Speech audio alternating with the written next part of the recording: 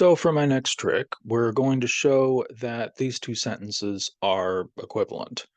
We talked about this earlier when we were talking about symbolizing in PL. The fact that for all x not p and there is an it is not the case that there is an xp are equivalent. And so now we'll prove that.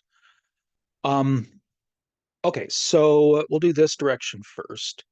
So our goal sentence here is a universally quantified sentence. So most likely way of getting it is going to be universal introduction. So we'll pick an arbitrary constant. Um, just go with A. As long as, well, there are no constants anywhere in the derivation, right? So we won't have any problems with applying universal introduction to that. Um, Now, this is our new goal sentence. This is a negated atomic sentence. This is like basically equivalent to, um, you know, in SD, you would have a negated sentence letter. Um, same as in SD, right? The best way that you're going to be able to achieve this is going to be with negation introduction. So we will assume FA for negation introduction, and then we'll try to derive a contradiction. Um, and of course, remember that when you're trying to derive a contradiction, what you typically want to do is derive the opposite of a sentence that you already have in your derivation. So we would want to try to derive the opposite of this.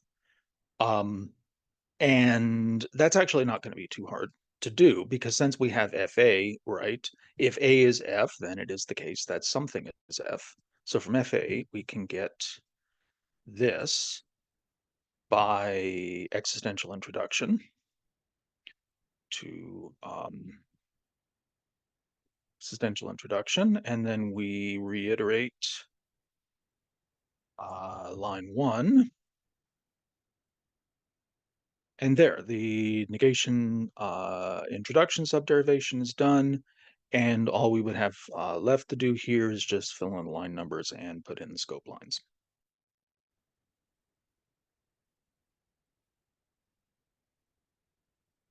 Okay, so the next direction is a fair bit trickier. So here we're trying to get to a negated existential. We're going to want to use negation introduction for this. So we will assume there is an xfx. This will be our assumption for negation introduction. Now we're going to want to try to derive a contradiction. We don't know how to do that yet. So what we're going to want to do is work top down. So we've got this existentially quantified sentence. So presumably what we're going to want to do is existential elimination. So we will assume FA. This is a constant that's not found in any open assumptions for existential elimination. And then, um, well, then what we can do, you can see, we can get a contradiction right away because we have this for all x not fx. So from that, we can get not fa by universal elimination. And we have contradiction here. But we have a problem, which is that this here is behind an extra scope line, right? The negation introduction subderivation is over here, right? This contradiction is embedded inside this scope line. And remember that anything involving this constant that we introduced here, we can't pull out into this subderivation, right? That always, all of those have to stay inside the existential elimination subderivation. So those can't come out, which means that we can't take this, we can't take these, for example, and use existential elimination to pull them out into here to to serve as the contradiction that we need over here. So what we're going to need to do is use the principle of explosion. Given that we've got a contradiction inside this subderivation, we can prove anything we want. So we will prove something that does not include the constant a and that contradicts something that we have on a previous line.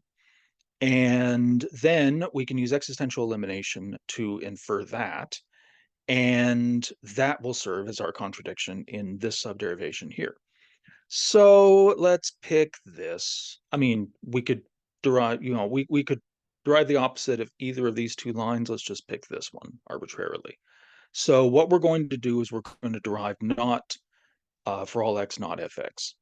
So in order to do that, we're going to need a new subderivation for negation introduction.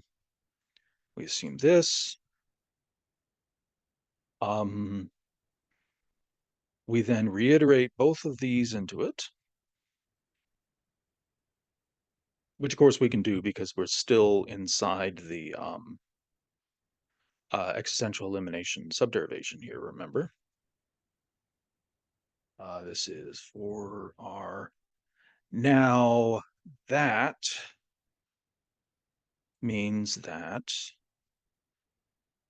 we have derived this by negation introduction. And then this doesn't contain the constant a, which means we can use existential elimination to pull this out into this subderivation here. And we cite this by, this will be line 2 and then lines 3 to 8, existential elimination. And then all we need to do is reiterate this 1R, and we have a contradiction here, which means that we have succeeded in showing this. And so then between these two derivations, we've shown that those two sentences are equivalent.